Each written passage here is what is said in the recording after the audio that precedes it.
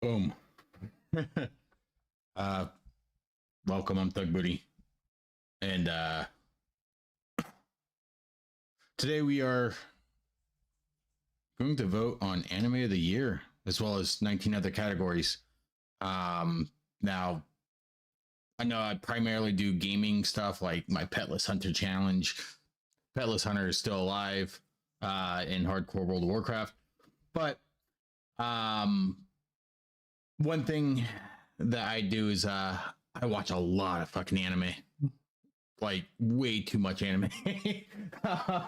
I've watched a good, I think Crunchyroll said that I watched 450 hours, a little bit over 450 hours of anime over the last year. And that's not including Netflix. That's not including the movies bought on Amazon Prime. That's not including the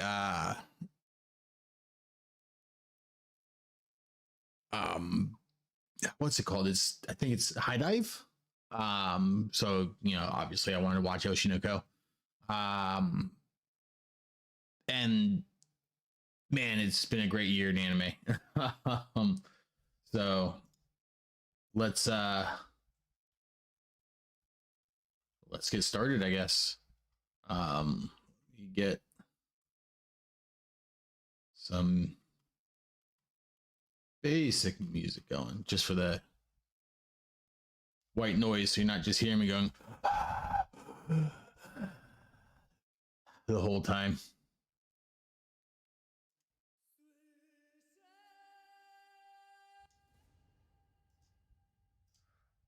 I'm not sure how loud that is, but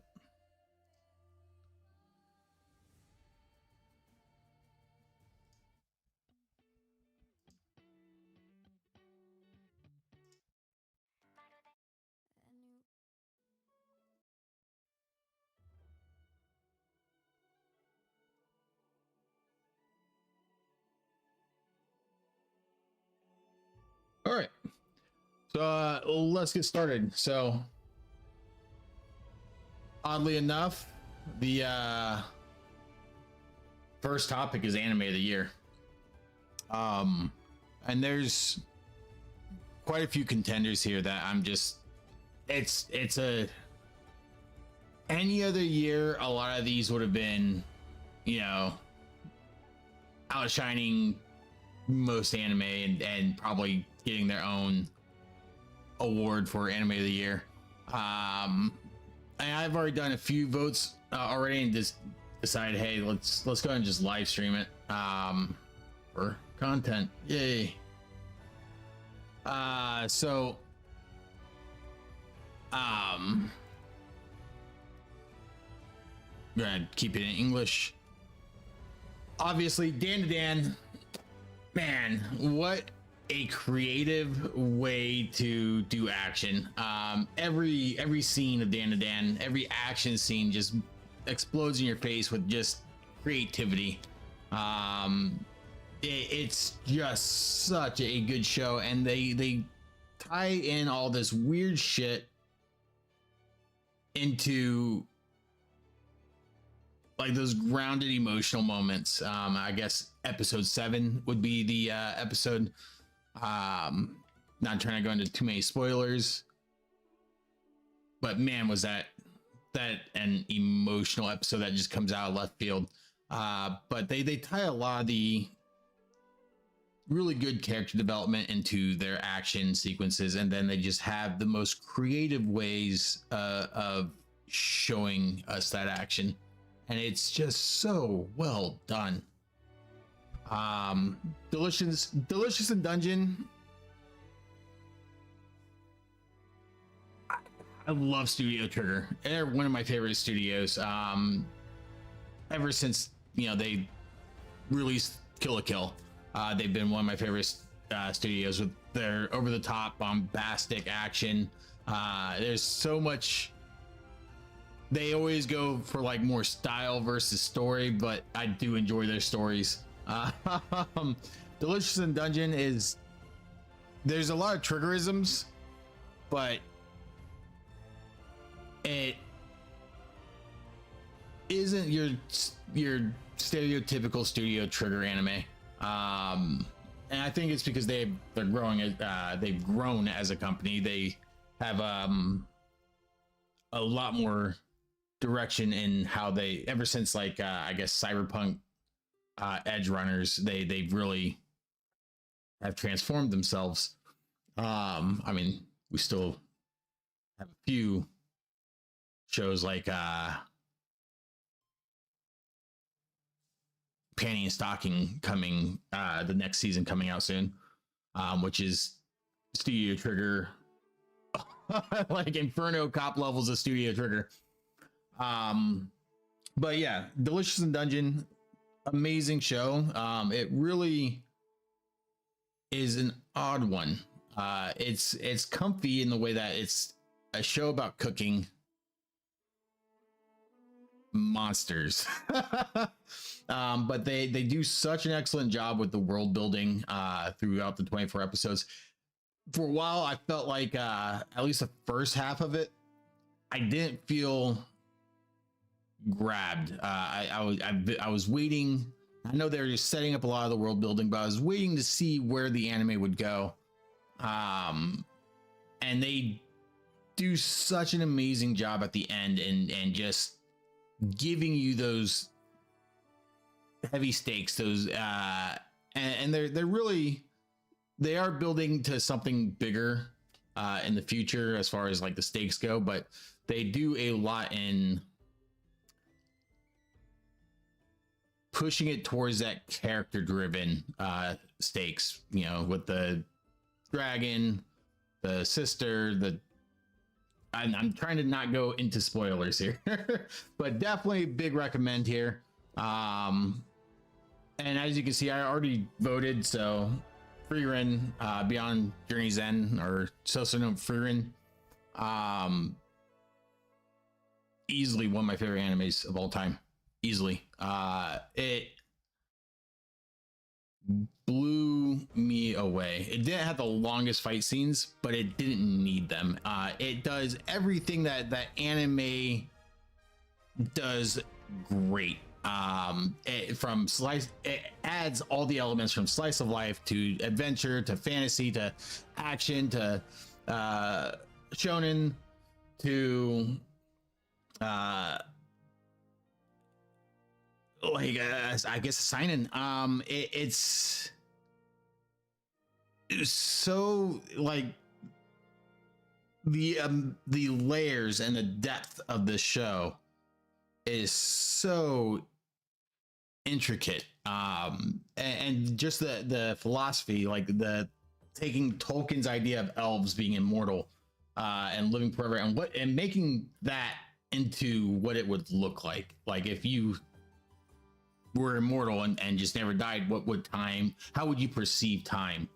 And running with that idea and building such an emotional case around it with amazing character development, that even the side characters feel fully fleshed out, even characters that you see for 1 to 2 episodes completely fleshed out, and then the action scenes are fantastic.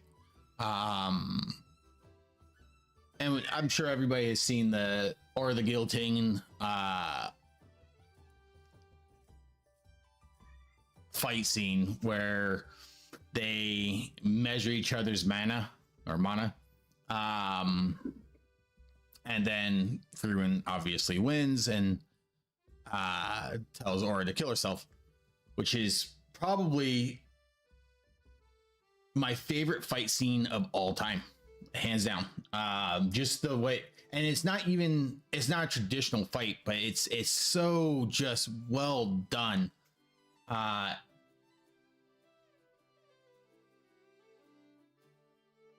It's a different kind of fight. It's just the animation, the story building up to it, that moment, that key moment where Frieren shows what she's capable of, and like the slightest glimpse of it, and it's just so powerful and so good. It's so good. But then you also have the fight scenes with like Fern and the demons. And it's you can see it's just so intelligent. It's such a great anime. And I can't recommend it more. If you're a fan of Tolkien, if you're a fan of fantasy, if you're a fan of anime, if you're a fan of world building, or just, man, it even has great comedy moments.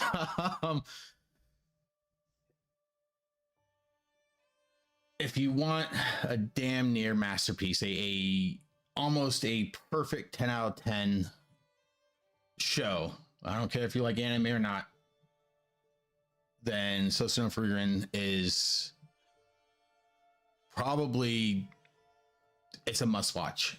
There's no doubt about it. It gives me the same feelings that Lord of the Rings gave me when I was growing up. So you have to watch it. Unfortunately, I've never watched Girls Band Cry. I know it's really good. I've heard it's really good. I've seen clips and I'm like, damn, dude, this would be really good, but I just can't get over the 2.5D. Monogatari. Oh, it was so good. It was so good. I'm so glad to return. I'm so glad Studio Shaft is returning to Monogatari. Monogatari. I don't know how to pronounce it. Yeah, Monogatari. It's just amazing. Now there is the caveat. It's like one of those shows that's like really hard to recommend because there is a lot of weird things that this anime does, from Bakemonogatari to Off in Monster Season. And it's mostly a show about, it's just characters talking and just the most creative conversations that you could have. And I know that the whole thing is based around it's like a play on words for the Japanese language. I mean, kind of like shinobi or shinobu. I'm pretty sure it's the kanji. It's so the character's name is Kishat Underblade. And so Shinobu is like taking the kanji and mixing it so that it blade is underneath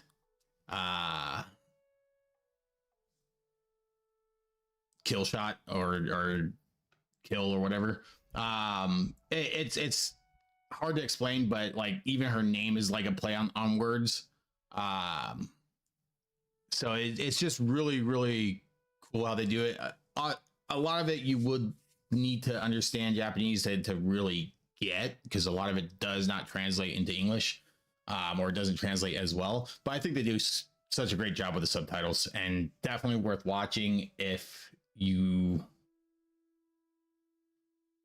aren't too sensitive towards, like, there's weird shit that happens. I mean, I'm not gonna lie, there is weird shit that it would not fly in the West. It would be canceled so fast. But there's a reason for it all. There's a reason for the fan service. There's a reason for everything that they talk about. There is so many layers in every conversation, everything that they do, and all the different perspective changes and who they're telling this story through. It's so good. It's so good. I'm so glad they're returning to it.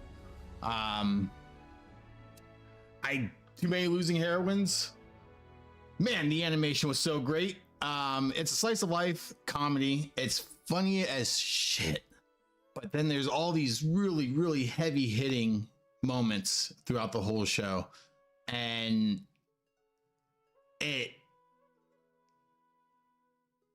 I could not. There was one of those shows that every week I was just chomping at the bits for the next episode. The animation, like, there's so much Sakuga that they didn't need to go that hard in the animation, and it blew me away. A lot of the animation reminded me of like old school Disney, where they put all their effort into every scene, every frame to make such a beautiful piece of work, and they did a really great job. Apothecary Diaries, Sherlock Holmes, but with poison. Main character is fantastic. Mao Mao is easily one of my favorite main characters of all time. She's just such an interesting take on Sherlock Holmes. And again, the scenery, the art, the story itself really grabs you. It's based, at least the theme or it's like an alternate ancient China. But it's really good. Definitely recommend. And then Sound Euphonium. Fell short for me. Season 3 was still really, really good. It's well above average. But there's some shots that were missing, or some things that were missing. And a lot of that feel, or the scenery, or the way that the story was told.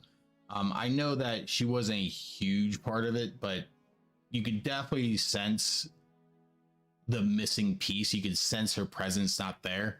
Naoko Yamada left KyoAni and started working with Science Saru, and she's still doing amazing work over there. But the way that she directs things, or the input that she puts into projects, it can't be understated. And there's a lot of things when I go back and I watch, season 1 and 2, and then the movies and Liz and the Bluebird. There's those little elements where it's almost like you're looking through the lens of a camera.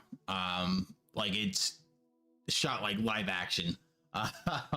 That element of perspective, I guess, camera perspective, is missing from season 3. Again, the art team, amazing job. A lot of the story beats, really good. The music in the show, fantastic. And I really do like how KyoAni goes into, and this is something that I noticed in season 1 as well. They do such a fine-tuned finesse when like the girls are competing with each other, playing the same instruments for like a solo part, where they, to the untrained ear, they sound identical, but there's like these distinct finesses that professional musicians would do that you kind of know it's there, but you don't know what it is. And you're like, all right, I know that this person played it better because I can hear it, but I don't know what it is. I can't pinpoint it. It's so just well finessed, with like how the breathing works, how just like certain things that they're doing.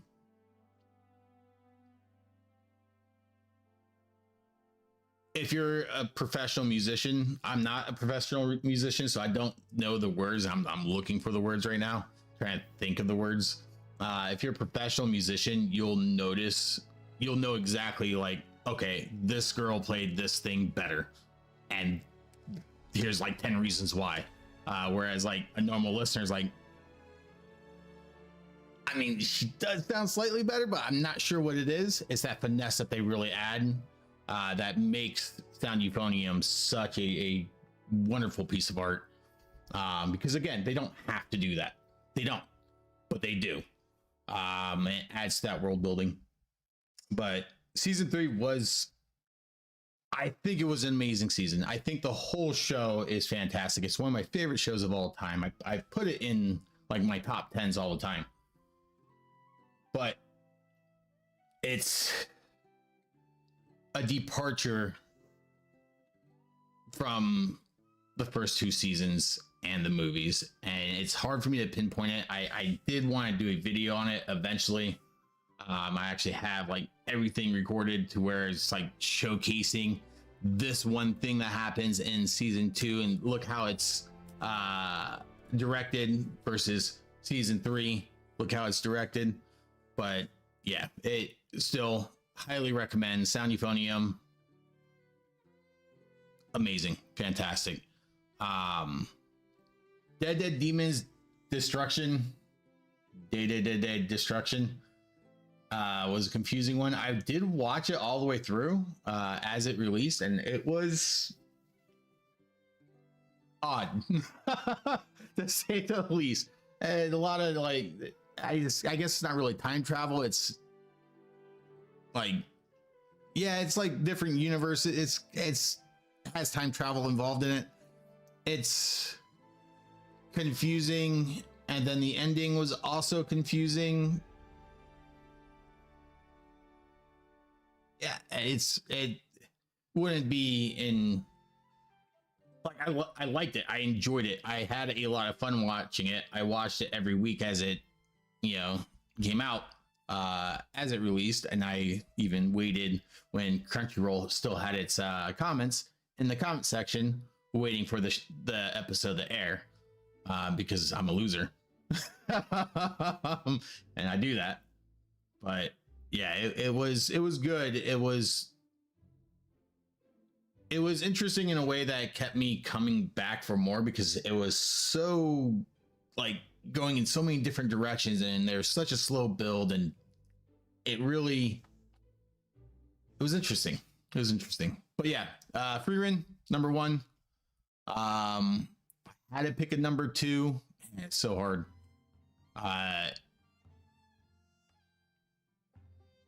It would probably be between Too Many Losing Heroines and Dan to Dan. Maybe Monogatari. Maybe. It's just, the Monogatari is just, I guess I've been indoctrinated to it. It's such a great series, but it's like so hard. All I have to do is, like, anybody who's seen it, I just have to say toothbrush scene. Toothbrush scene. And then this season specifically, they didn't have as much of that, except for one character has a clone that, runs around she goes streaking. And there is reasons for it. It is like, it makes sense in the context of the show. And the fan service does make sense for the context of the show. Also, man, it has one of my favorite openings of all time.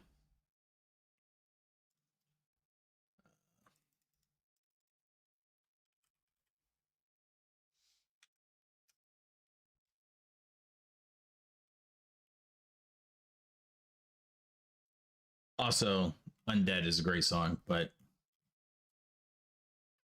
so Monogatari always has like these banger opening songs, kind of like, Platinum Disco.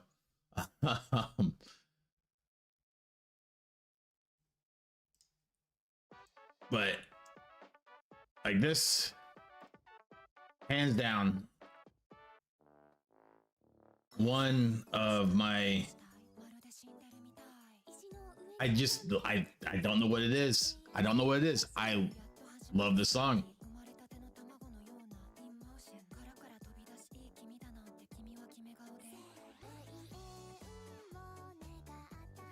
It's so good. It's just like, and this, yeah, it's so bright on my screen. Like, everything's so vibrant, and it's probably because I have HDR on. Yeah,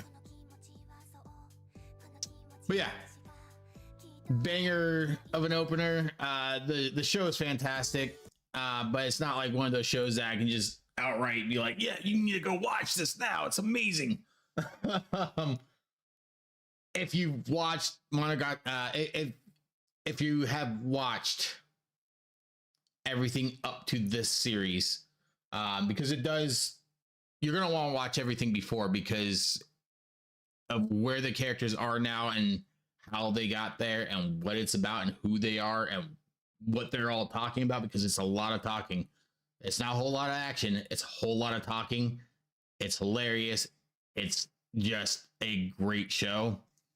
It would be my number two, but it's like one of those shows that like it's kind of like the inside joke. You have to be there to get it, right? Anyways, I think we've spent enough time on anime of the year. So Free Rin and then Too Many Losing Heroines. Those are my votes for 1 and 2. I just absolutely love the animation of Too Many Losing Heroines, and then the stories of each. It's just so. It takes a thing that has been overdone and does its own little twist on it, and it's just done so well. And then, of course, the animation, the personality that you get out of the animation of each character is fantastic. All right, next. Movie of the year. I didn't watch very many movies this year. The movies that I did watch were older movies. I just started Code White today, actually. So I haven't finished it.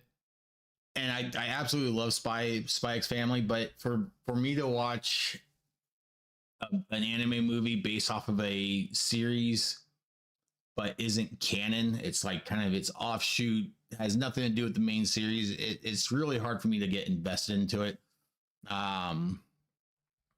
So it's just not my. The movies this year weren't huge for me. I did watch Rascal Does Not Dream of a Knapsack Kid. Didn't think it was as good as the other movies / seasons, or arcs, I guess. But it was good. I love the animation. I love the characters. And I think they did well in keeping to the characters, but it wasn't as memorable as the other arcs. I did recently watch Look Back. It's interesting. It's very short. It's very short. But what they did with that shortness is nothing short of amazing. Like, it's incredible how well they were able to take this story, this one-off. I forget what they call them in manga. I don't read very much manga. I'm not a big manga guy. But they take this one-off and they animate it so well, and they put so much care into it. And it's a love letter to the artists. It's a love letter to people in the industry. And it really does hit on a lot of relatable points and emotional beats, and it does it so well through its animation, through where it focuses the camera, to where they put a lot of their animation budget in, and the way that they adapt it from still images to what we see on the screen to the voice acting. It's just so incredibly well done, and it hit me really hard, especially since like KyoAni is one of my favorite studios. They changed the way that I look at art, changed the way that I look at storytelling, changed the way that I look at anime. I used to be just like, tournament art, shonen, yeah, Dragon Ball, woo! I hate Dragon Ball, by the way, but everybody knows what Dragon Ball is, so it's an easy reference.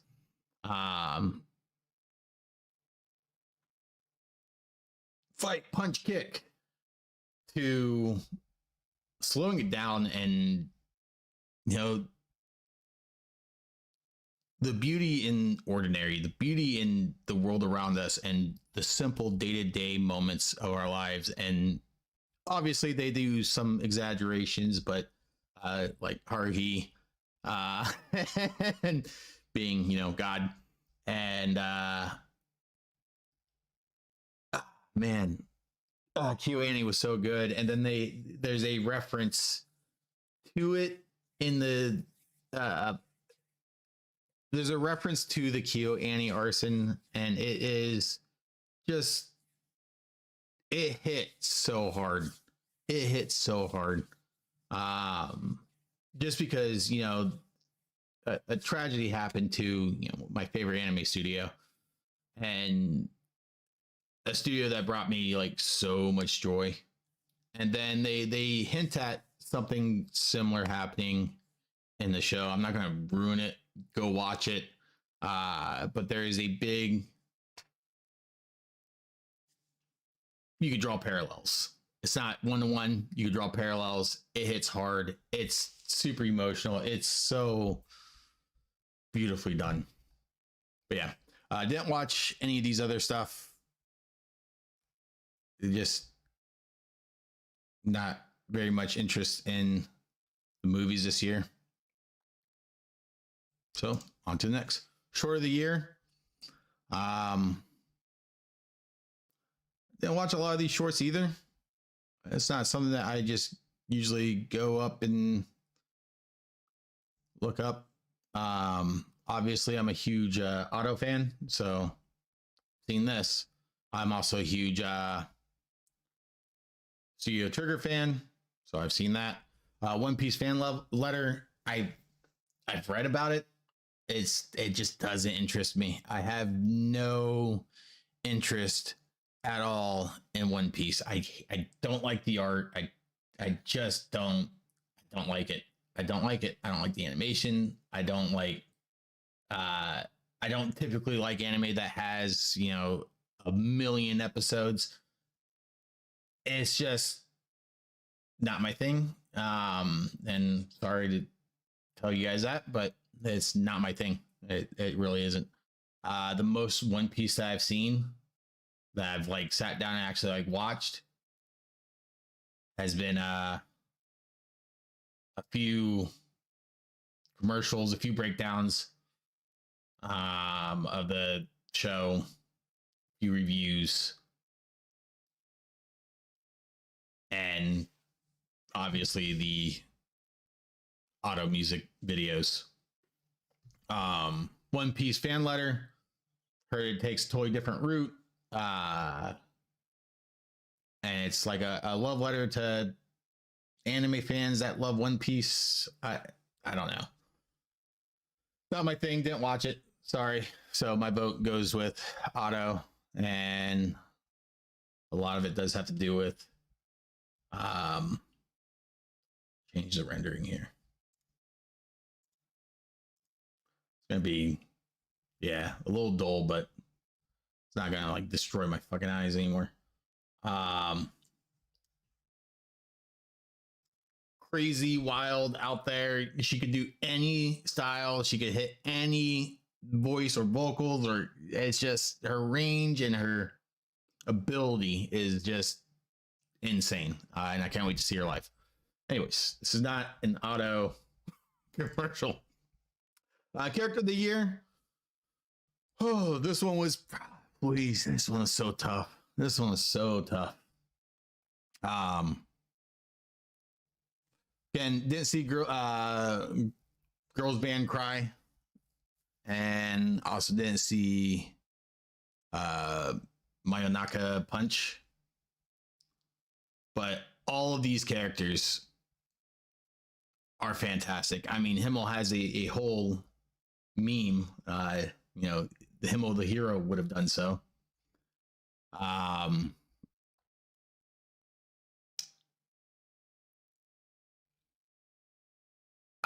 I just, they're all so just so good. Like Momo being the main character, hidden behind all of the layers, and just such a well done female main character in a shonen.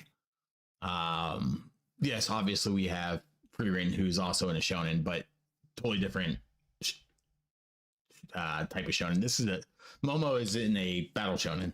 Dan is a battle shonen, and it is done just really, really well. She is such a cool character. She's such a cool character.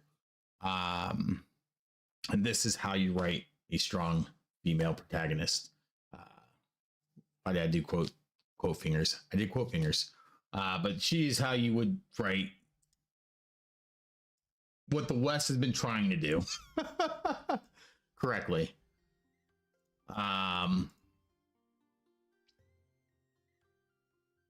Anna is the most oh man, dude, it's like she is best girl. Between her and Kumiko, they are best girls. Mao Mao as well. Like, I love Anna's. I love this character is just so well done personality wise. She is just, she's hilarious.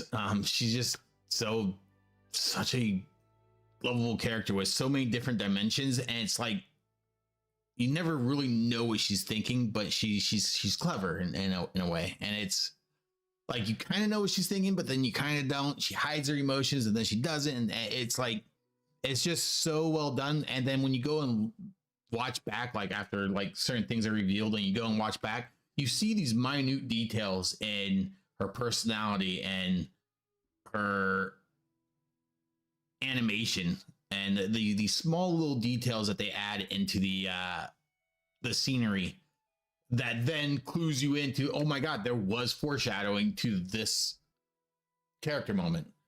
There's so much foreshadowing, and it's such a well done finesse. And then Kumiko, there's a lot of,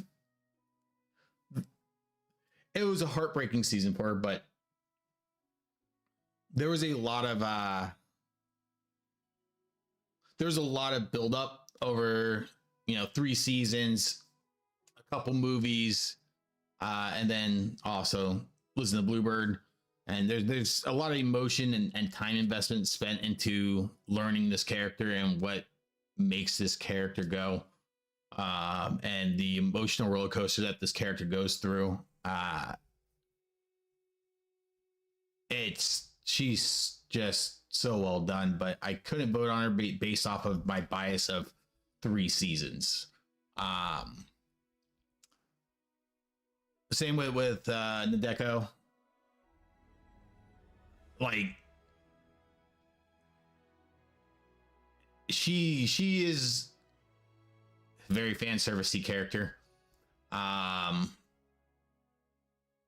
But again, multiple seasons basically grew with this character. And obviously when you have that much more time with the character and you understand how Monogatari works, and how it tells its story and how it builds its characters, and you have all that history and all that context and why the character's doing what they're doing, and the metaphors behind everything the character is doing, or what their perspective is,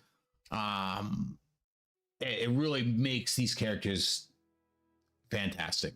And they're just so well written, and Shaft does such a great job with these characters and the way that they direct this whole show.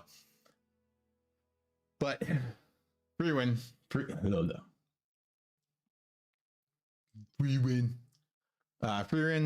takes the cake here.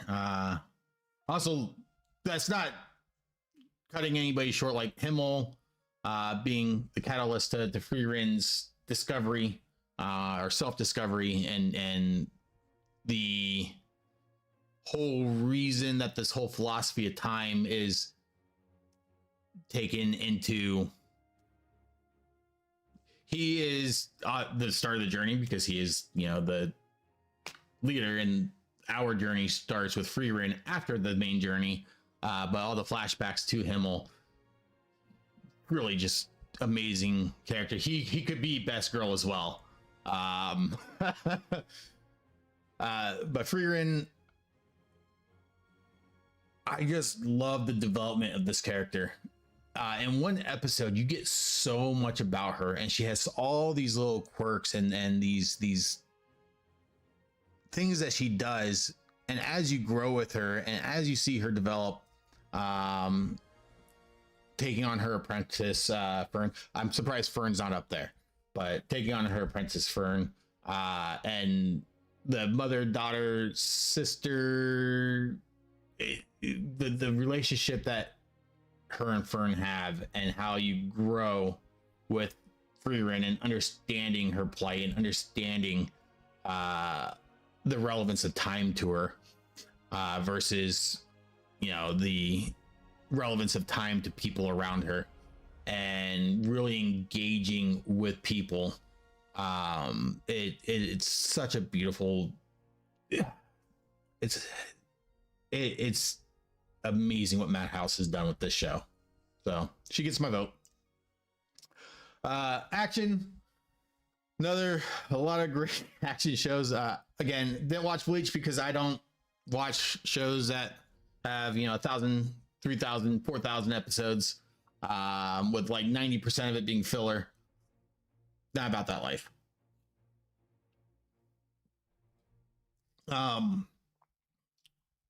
This Brave Bang Bravern is a comedic love letter to mecha and mecha genre as a whole, and it's fucking hilarious. I love it. It's so good. But action series, I wouldn't give it that. I would put it more in a comedy than anything, because it's fucking, the references are hilarious. The characters are hilarious. Just everything, dude. It's so good. Hello. Kaiju number 8. I know it's a slow burn. The action scenes were awesome. They were awesome. They're very well animated.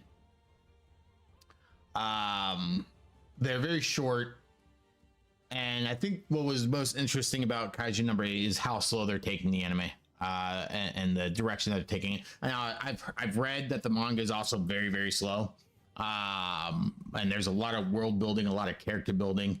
You have multiple main characters, not just the main guy at the front. Soundtrack is fantastic. And when they do get into those action scenes, even though they're short and they end very quickly, the Sakuga is just out of this world. It's so good. And you have all the context of the character building on top of that. It makes it a really fun ride. Didn't watch Kingdom season 5 because I have to start season 1 still. Didn't watch this either. Solo Leveling, the first season was, I mean, it's starting something, right? It's laying the foundation of the show that it's going to be, which we're getting now, and it's fantastic. And that's not to say season 1 was bad. Setup is always good. You need that plot setup, and something to look forward to in the future. I think there's a lot of moments that they just, it was good, but it was also like still images with speed lines. I'm not a big fan of that. Or I mean, I don't mind it. I'm not like, I hate it if they just show a still image and make it look like it's moving. Which, you know, obviously everybody has to cut cost somewhere, and save the cost for the more important fights, which we get at the very end of Solo Leveling. And those last few episodes were mind-blowing animation. It's just so well done. There's a lot of episodes before the final episodes that you're just like, okay, this show knows what's up. This show is a fucking banger. But that last, I think it's like the last 3 episodes of the season. Not only do they do the setup so well, but they set up for the next season and future seasons and what the whole show is going to be about. They set up, it's just really well done. It's just really well animated. It's a lot of fun to watch. Didn't watch Undead Unluck. I don't like Sword Art. Sorry, just don't. I think it's just terrible anime. I've heard good things about Gun Gale, and people tell me, "Oh no, it's nothing like Sword Art." Same author. I just don't like his storytelling style.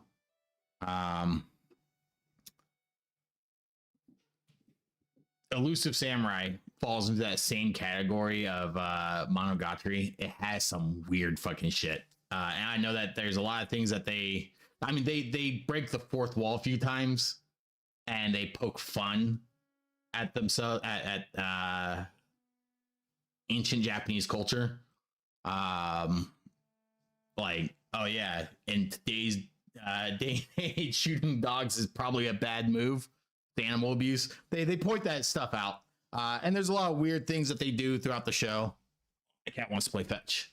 There's a lot of weird things that they do throughout the show as far as the context of the storytelling. I've watched Monogatari. It's like it doesn't bother me anymore. But it's really well animated. It is really, really well animated. Some of the sickest fight scenes. And it's just like nonstop, just amazing animation the whole time. From like the character poses in between certain, like, I guess they're called power poses. The character silhouettes are all also very distinguishable, so you know who you're looking at. And when they are moving around and twirling around and they have all this amazing, really just solid animation, it just looks great. But Dan to Dan takes the cake. I explained it during the Anime of the Year award. It's just, Science Star did something amazing with its style of animation. It's over the top, bombastic. It just looks so good. When I told you about like how they have still images and a bunch of lines that say, "Hey, I'm moving forward," but it's just a still image.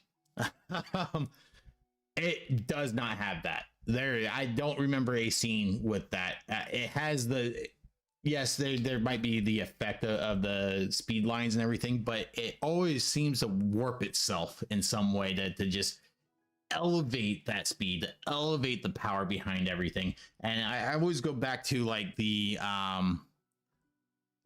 Gynex Gurren Lagann when Kamina punches the grit your teeth. Let me see you grit your teeth punch, and just how impactful that punch was from start to finish. That's what Dan to Dan does throughout the anime, and those scenes are amazing. Definitely recommend it. Dan to Dan, number one. I think number two would probably be Elusive Samurai as far as action goes. Adventure, a couple good ones here. Shangri-La Frontier is fun. It's not like one of those that I'm like, oh man, it's changing my world, it's warping everything. But it does do I think it does Sword Art better than Sword Art. Delicious in Dungeon. I showed up every week. I love Studio Trigger. I think they're amazing. And they did a really good job in pulling me back in. I wanted to see what meal they would eat next. I went on this adventure with them. They did amazing world building. They focused on an aspect of adventuring or dungeon delving that you normally don't see in media. What do you do between each major event, between each encounter?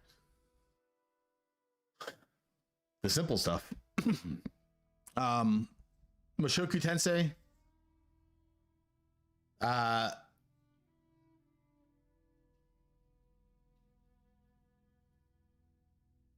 The second half of the season was just kind of meh. I don't know. I don't know how to explain it. It was I really enjoyed the final like 5 episodes, where I felt like I was going on an adventure and it wasn't just sitting in the academy and hey, does his penis work or not? Yeah. Great, great anime though. I'm not like bashing it. Great anime all the way through. Enjoy all of it. It's just when I'm talking about adventure, there wasn't very much adventure to the adventure until the like very end. One Piece fan letter. I guess it's an adventure. Also a movie. Train to the End of the World is just a massive adventure, and it was weird. It was psychedelic. It was awesome. I enjoyed it. It got really low reviews on Crunchyroll for some reason. I think that's a farce. It's definitely worth watching. It is a very fun ride, and the music, the soundscape of it is it's like Pink Floyd The Wall. It's like just so good. And then you also have like the way that they depict the sky and the landscapes and everything that they do on this adventure. I think it's done really well. It just doesn't. Its animation quality does take a dip towards the end, and then it picks up at the end, and like it did in the beginning, but it just kind of loses its quality. Easy to pick here. Frieren is the quintessential adventure anime. Comedy. I think this is the furthest that I got. Man, we have already spent so much time on this. All right, comedy. I love comedy. I have a wild sense of humor. I love Japanese sense of humor. I love British humor. And of course I love American humor. A lot of these I haven't, I saw a little bit and was just like, eh.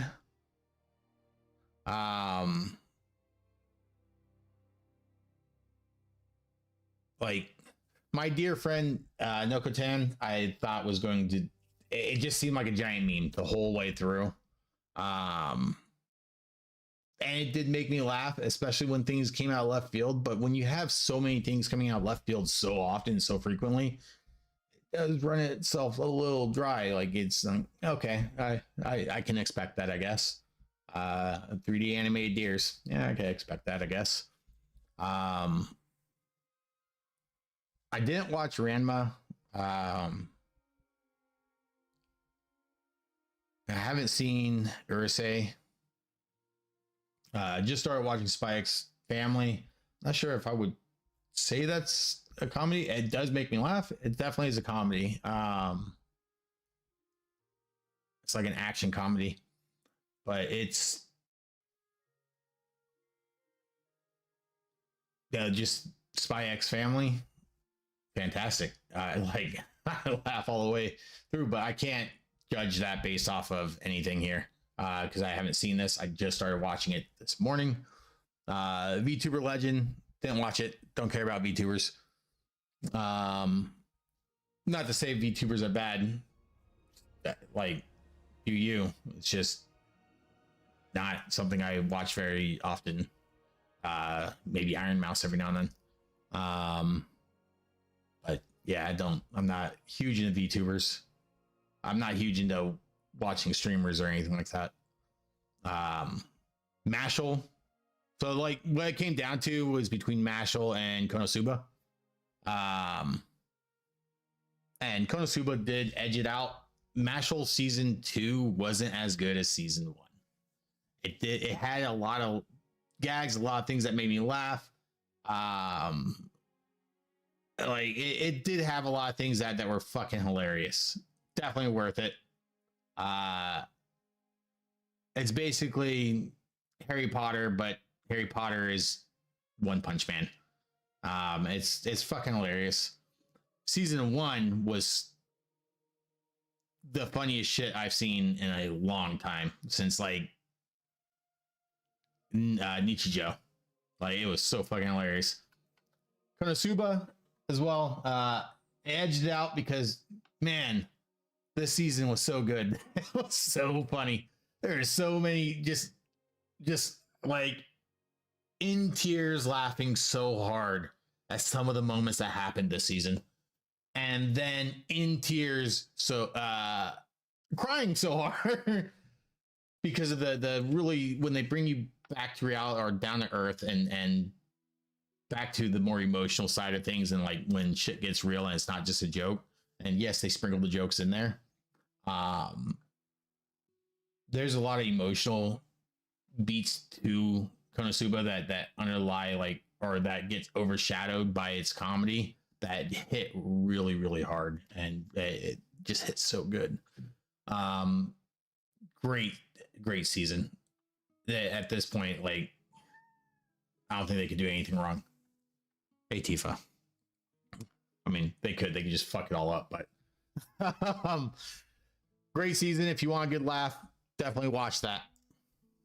All right, now we're caught up. Drama.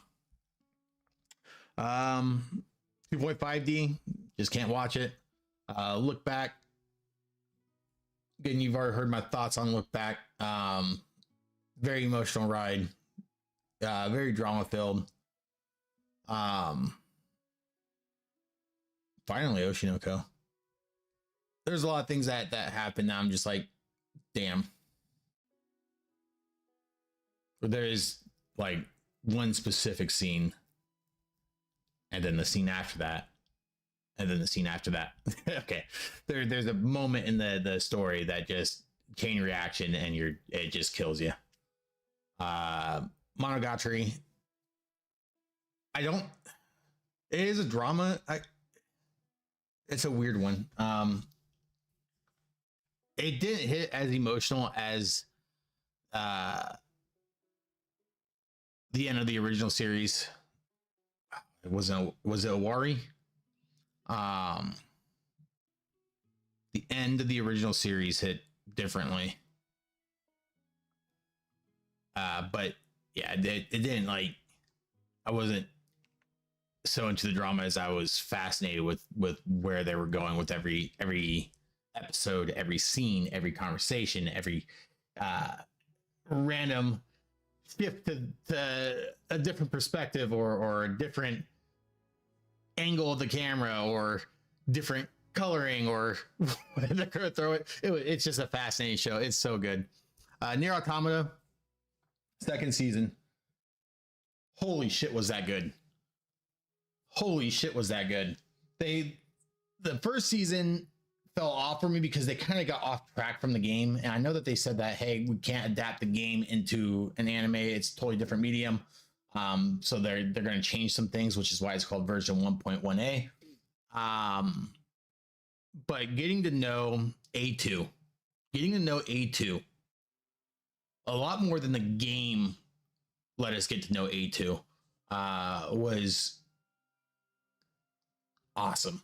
And then they got back on track with the games, and it was, man, there were so many just moments that I was just like blown away, and how good it was compared to season one. The action sequences, the reasons that A2 is doing what she's doing, who A2 is, humanity, the whole premise of the video game was in this anime this season, with all the philosophy and the existentialism. It was just so done. It was done so well. And then the very end, oh man, it's just unreal how good it was. And it's obviously going to get overshadowed with all the other amazing shows that released this year. And I do want it to get some recognition. Oshinoko season 2. I don't think it was as emotional. There was a lot of moments I was just like, oh, that's really good.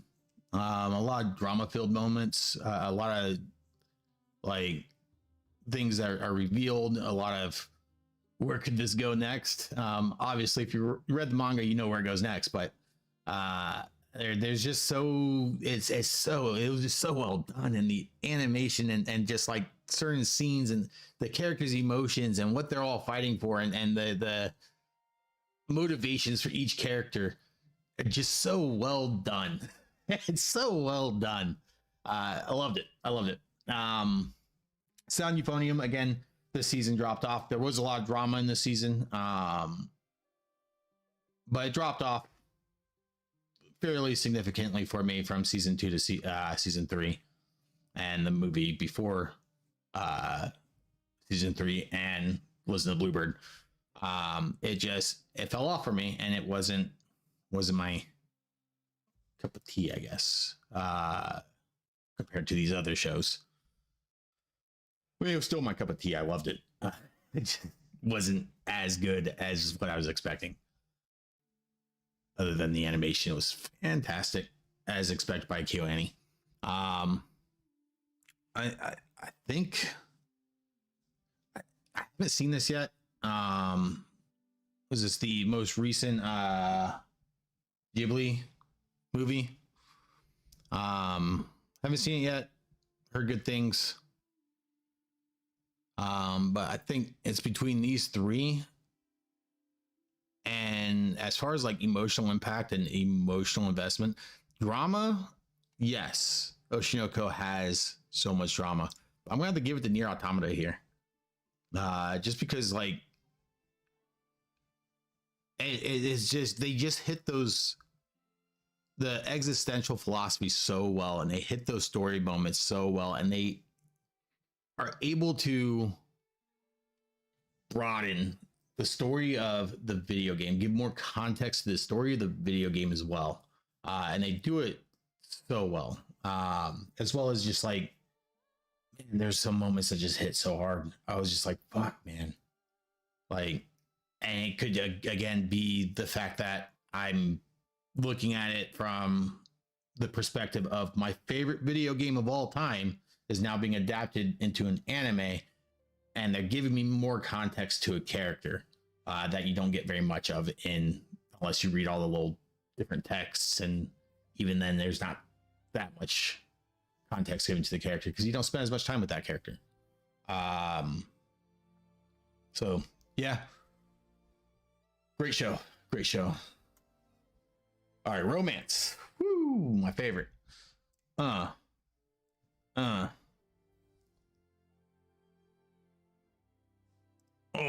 man, these are heavy hitters. So I really liked Alaya Sometimes Hides Her Feelings in Russian. I think it was great. I think it was great. It was cute. But it was just a setup for the next season as well. There's a romance there. It's just not there, I guess, yet. Like, they don't know about it. I like the format that they took with Kimi ni Todoke. I like what they did with it. I just don't think that it felt more like an epilogue. I don't think that they needed this season. I think the way that the actual anime ended very, very well. And I liked the original ending. Doing 1 hour episodes, or I guess they're like movies basically, for like, I think, what was it, 5-6 episodes. I think it's a great show. There's some character things about the characters that I'm not the biggest fan of. But then there's the moments where it all culminates and you're like, holy shit, this is really good. And it doesn't treat the audience like an idiot. But there are two characters, and they're not the main characters. The main characters actually kind of irritate me. But the two best friends, the two girl best friends, are my two favorite characters. And then the male best friend who plays baseball. Um, those three characters, I think, are just so well done, and the fact that they did take this season to focus more on their story, because the main character's story has already been told. It's already been done. It's finished. So there's not really much that you add on to that. Too many losing heroes. I'm not going to try and butcher the name of it. I think it's like Makaine. Yeah. Too many losing heroines. Again, it's just the way that they build these characters up. There isn't a romance there yet, but you can feel the context of that romance starting. And you can see where it all lines up so well. Like you can feel the underlying tones. It's just done really, really well. There's a lot of romance because they all have their own romances where they get shut down, and that's the whole point of the show, is that, hey, these girls love somebody and then get rejected. And then they become friends. It's just so well animated. There's so many just highlight moments where you're just like, I feel for this character, man. I feel for her. And you're hoping the whole time that eventually the two main characters, who would typically be the love interests, do end up seeing eye to eye as like, hey, we're romantically entangled. But even if they don't, they just remain friends the whole time. The way that they are telling this story is really, really unique and really well done. I enjoyed it. I really enjoyed it. I think it's a really well done romance. Spice and Wolf, I didn't like it. It wasn't. I know that's blasphemy, right? Didn't like it. The animation was super subpar. And at one point, I wish Crunchyroll still had its comments, because you can go back to your comments. I commented on there's one scene where the main guy is sitting in bed with his shirt off and his arm is backwards. Like his thumb is on this side of his hand, because they did not, it was almost like it was AI generated. It was, the art was so bad. There's some scenes, the art's fantastic. It's beautiful. The animation is done well. But then there's other scenes where you're just like, no. The still images, the just really bad line art, I don't know what it was. I could not look at the show. I got through like, 10, 13 episodes. And was just like, I can't anymore. I just couldn't. Sign of Affection, more of a mature, which is a mature romance. Deaf girl teaching her love interest sign language and how they communicate, and they're older. It's a different take on the stereotypical, we're in high school anime. They're all in college. They meet through college. They're old enough to drink. but it's beautifully animated. Especially, my God, the sign language is animated so insanely well.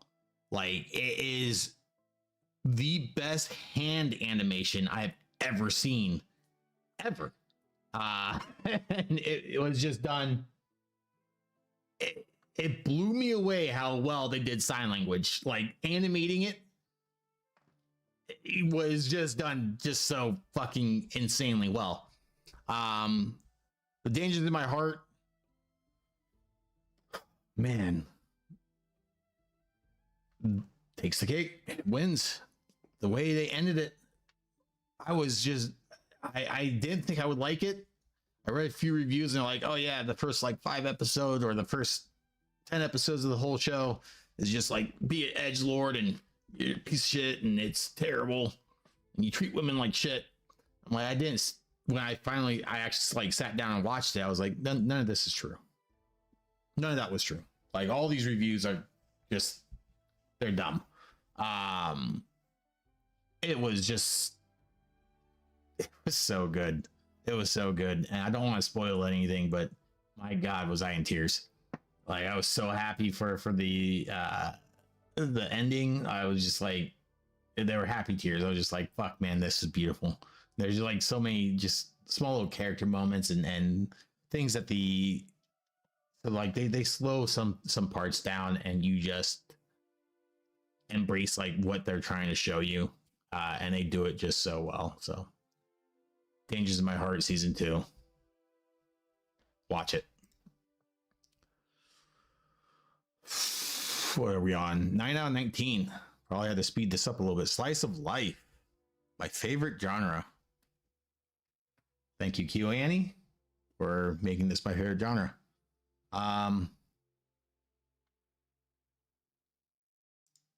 Probably this because it's the only one I watched. Not a big fan of this one. I heard good things about this. I need to sit down and actually watch it. What was it? I just wasn't too thrilled about like the fishing aspect, but I mean, honestly, this is the only one I watched, so it's the only one I can vote on.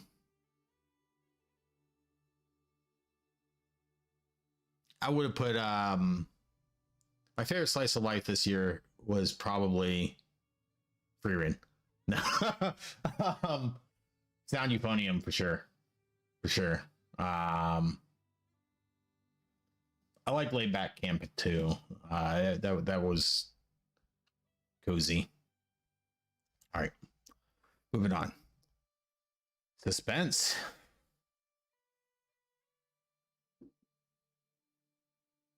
This one was so good. The Fable, amazing. I have yet to watch all of Grim Variations. It's pretty good. This one was also very interesting. It was weird. It was like I was just trying to figure out who the characters were. It was a big old mystery. It's interesting. But I really like the art and the way that they're the background art. Really good, I guess. And they do a lot of like Studio Shaft-esque things with their camera work. I like it. Did not watch Go Go Loser Ranger. Mononoke the movie, did not watch it. Dead Demons Destruction. There was a lot of suspense in this one. It was definitely suspense, but it was weird.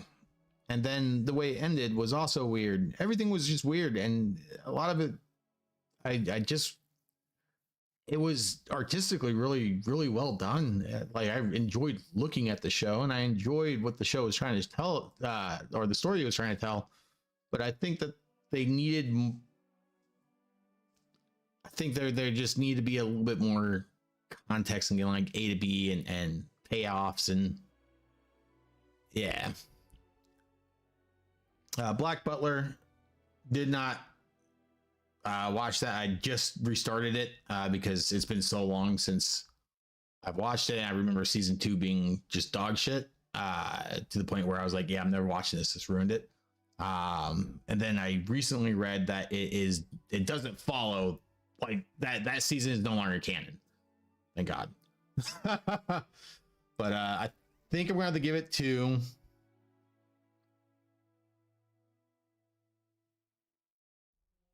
I think I'm gonna have to give it to Apothecary Diaries.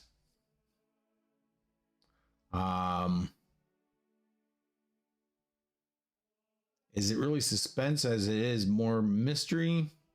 I was on the edge of my seat, but I mean Sherlock Holmes, so let's go.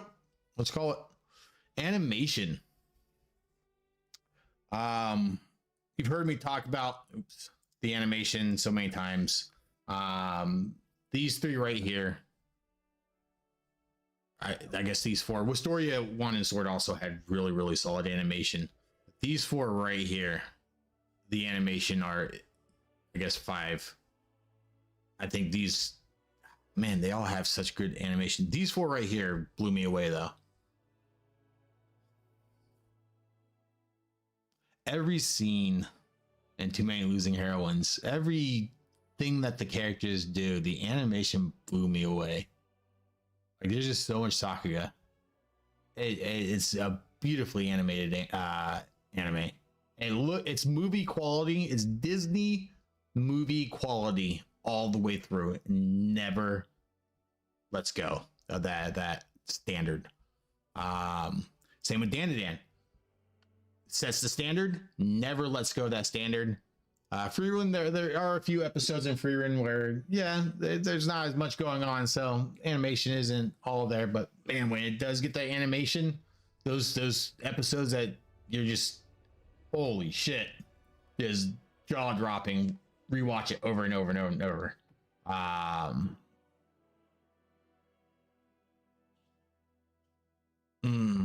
This one's a tough one. Even Elusive Samurai had really good animation. Same with Oshinoko. Another one that had a lot of really good animation. There's a couple parts that I was just blown away. It was just that good. But like, if we're looking at through from point A to point B, like nonstop, there is no hiccups, there's no breaks. If we're looking at like one or two cases specifically as far as animation, Free Run 100% wins this. But if we're looking at the show as a whole, from start to finish for the entire season, it's between these three where they just never let go of the breaks. They never do the still images. They're always doing something unique, or they're doing something is moving. Something is always moving.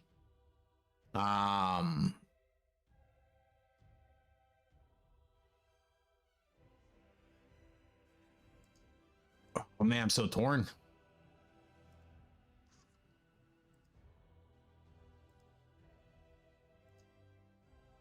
I guess this could just be an Eeny, Meeny, Miny, Mo.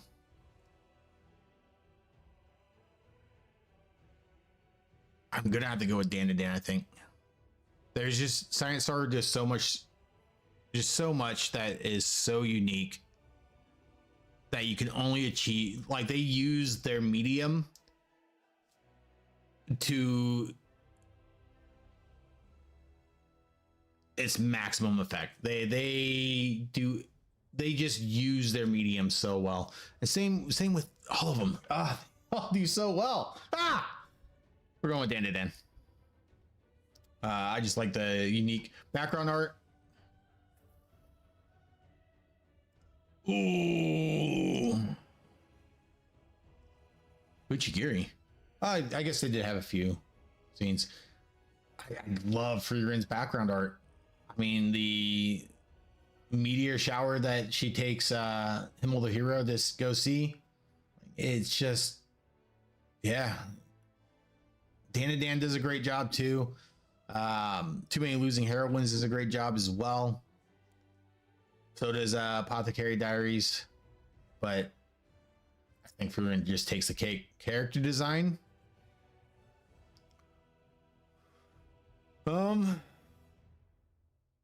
In these four, even Mao has a cute character design. Their little fox ears. I do really like Momo. I like her character design. I think it's one of the best female character designs I've ever seen.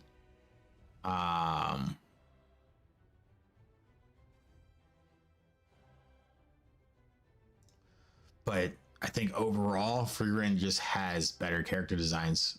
They have so many different characters too, but like, it's almost generic, but it's not. You know what I mean? Like, it's, if you would, it's easy to say, yeah, twin tails, small lolicon person, who has elf ears and a skirt. That's like every anime character ever. It's like Sailor Moon, like anybody. But she has such a distinct character art and silhouette that, like, when you see her silhouette, you know it's her. You just know it's her. Like, they differentiated her enough. So, like, they did so well that she could be marketable because she's different. She's actually different, even though she still hits a lot of those conventional things that you see in anime, those character designs. But she's just well done. Fern, also unique, especially when you take the whole cast of characters and you put them side by side. They're not like so like over. I mean, there's a couple that are like Final Fantasy levels. I have a million belt buckles over the top, but for the most part, they're not so over the top that it's but they're distinct enough that you know who is who, and you could tell who each character is just by their silhouettes, as well as, you know, their clothes, their hair color. Like they did a great job with the character design in this show, all the way through. Dan and Dan did too, but there's not as many characters, and when you get into the high school scenes, you're going to see a lot more homogenization, besides the three main characters. And oh, her grandma is also wife of the year. But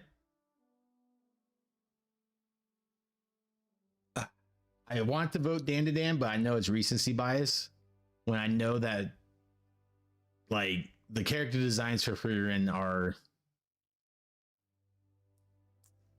it's subtle. It's so well done. We're going to go with Frieren. Cinematography.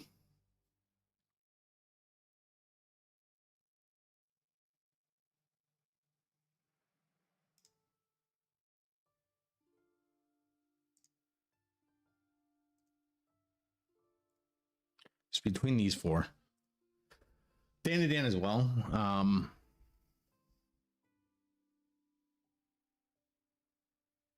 I'm trying to think, like, it. Oh man, there's just like so many moments when it comes to cinematography in Frieren, like her floating above, in front of the moon, and then also Fern doing the same thing and looking exactly the same, and the demon realizing, hey, I've seen this before. Frieren the Slayer.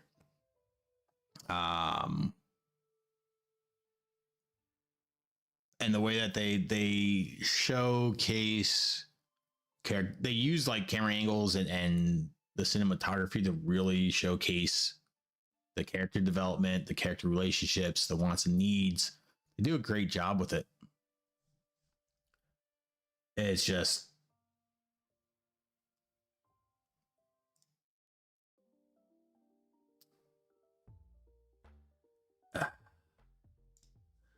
I don't know how to really describe it, I guess. I think it's great. Cinematography as well, Monogatari. Another really good one. Every cut, every sentence, there's so many things that they're doing where the cinematography is just so beautiful and so well done, so stylistic, and so just well crafted.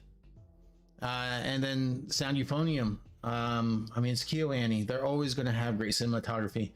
But I do think that, again, the season dropped down because I think a lot of the cinematography and a lot of the talent that came from that was from the ideas. And yes, it's not her anime. It's not her project. She was a code developer or director. But now Koyamada being gone, it's just, it's missing her cinematography. It's missing that element. But yeah, that's why I can't vote for that, is because it felt off. Oshinoko also had great cinematography, particularly with the pop into music video. It just, they did it really well. It's just really well animated. I'm pretty sure it was rotoscoped, but it was really well animated. The whole choreography and everything, and the song is catchy. And the title of the song, "Pop Into," is actually a treatment for brain cancer, which is what the main character died from in the beginning of the show before she reincarnated Ruby. Pop Into, like, it's just like so clever. But as far as cinematography goes, I think it comes down to these three.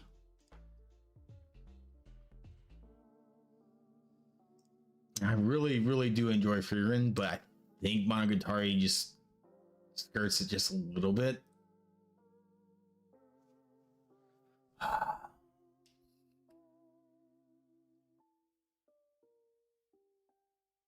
Apothecary Diaries as well.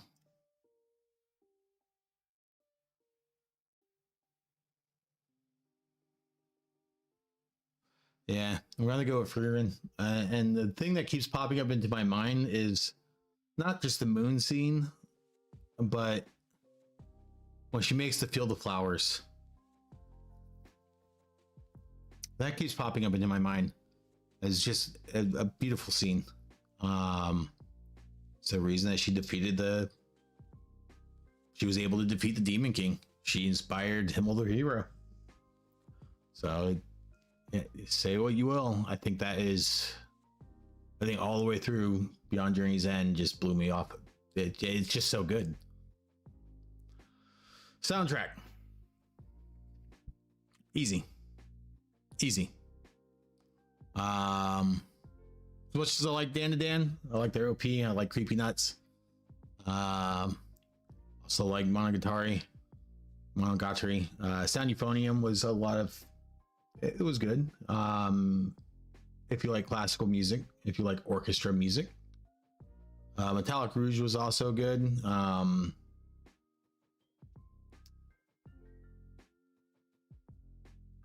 But this takes the cake, man. Evan Call just did such a great job with this. And we were just listening to this whole soundtrack the entire way through this until recently. They just do a really great job. So we gotta go with it. Acting performance. Oh man, you're gonna do this to me? We're almost there. 16 out of 19. You're gonna hit me with this?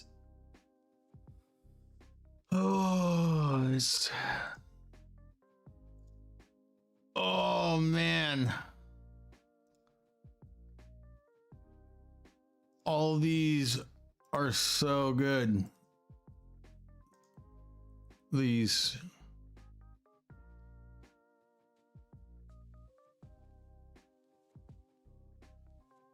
Dude, fucking Momo's act. These two right here. Even this one's, they're just so good. How can you pick? All right, I'm going to narrow it down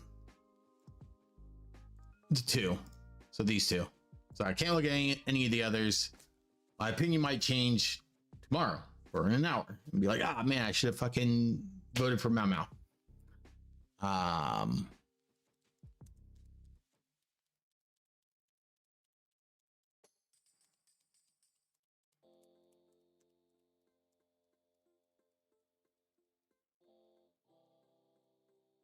Man, they did such a good job with this character. But like voice acting, she nailed it. She nailed it. So did I know I said I was gonna narrow it down to two. So did Kumiko. She nailed it too.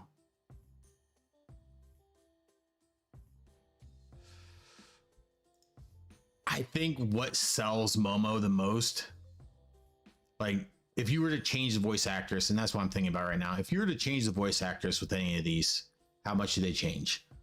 And I think the biggest change, like I think I'm gonna butcher this. Shion Wakayama. I think she is what brings Momo to life. I think she is what brings Momo to life. The whole personality, the sound, like it is. She is Momo.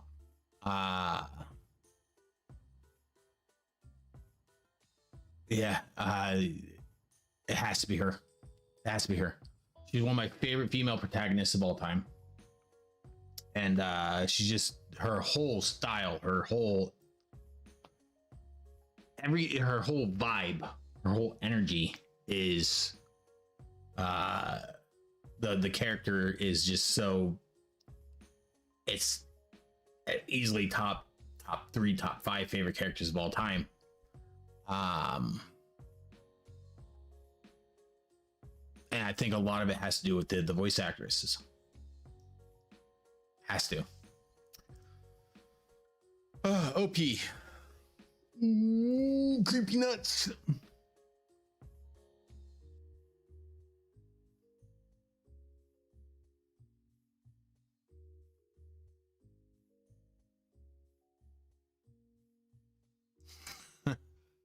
That's a banger.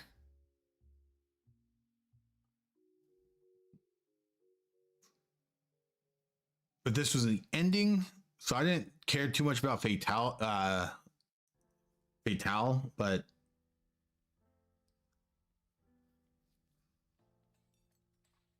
this one was so good too.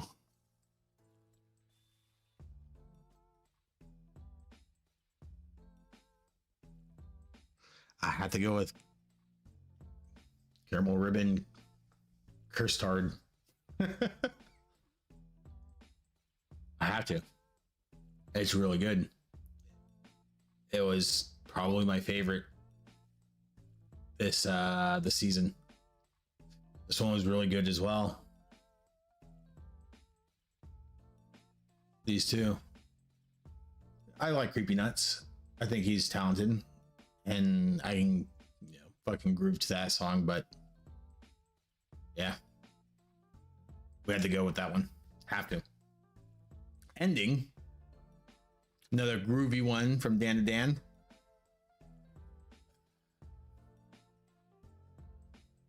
These are both really good. This is a solid one.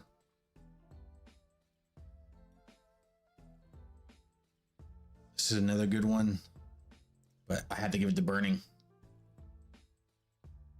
Like, so hard to describe it. It's just,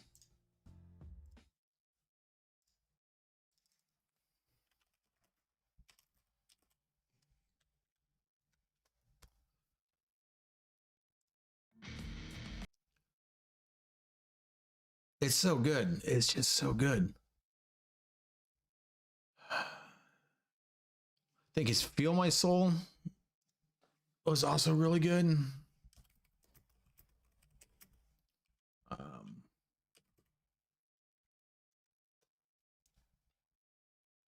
Yes, this one, the first time I saw it, I was like, oh, this one hits hard. This one hits hard. Like, just the way she's walking, a lot of it has to do with the character. It's really good. The animation as well. It's just done really well. It's fire. So yeah, we're going with Burning. Boom, done.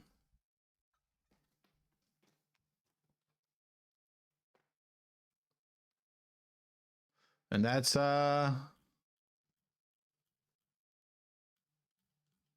what is this? Honorable mentions.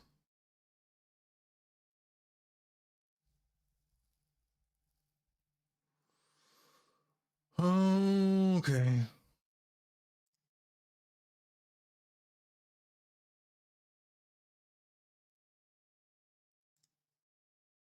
I watched a little bit of this. What was my favorite? Um, don't judge me. It was fucking hilarious.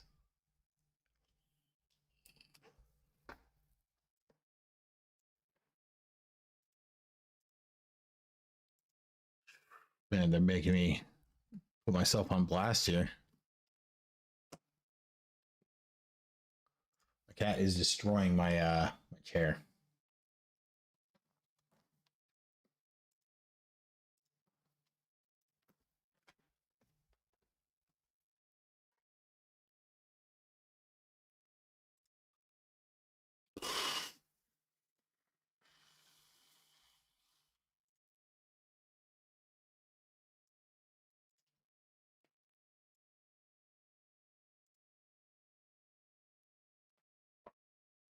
I think I started watching this, and I'm not going to click it though.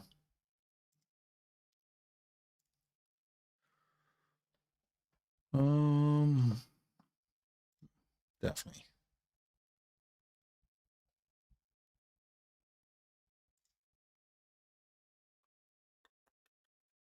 Wasn't a big fan.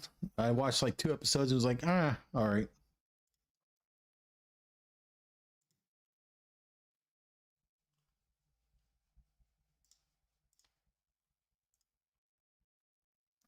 I watched enough to say that I watched it. I didn't watch all the way through. I just didn't enjoy it. I know. It's like I don't know. That's taboo, right? Not watching that one. Watched a few episodes. I think it was like half the season. Still not enough to, wasn't really focused in on it. I didn't keep up with it rather, so it kind of fell off and on. I watched half of this. I hated it. Hated it. It was just not my thing. Story watched half of this as well, and half of this. This was pretty good. I'm gonna say I watched it. Half of it, you get a good idea of like, do I like this or not?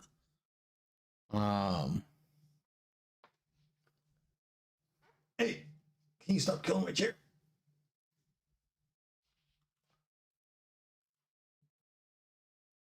Anything that I missed?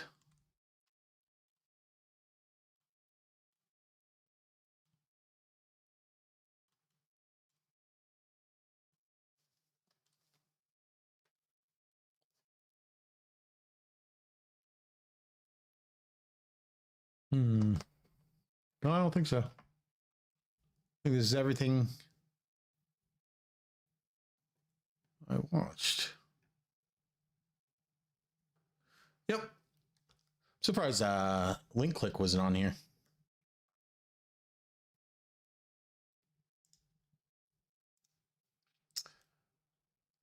There we go.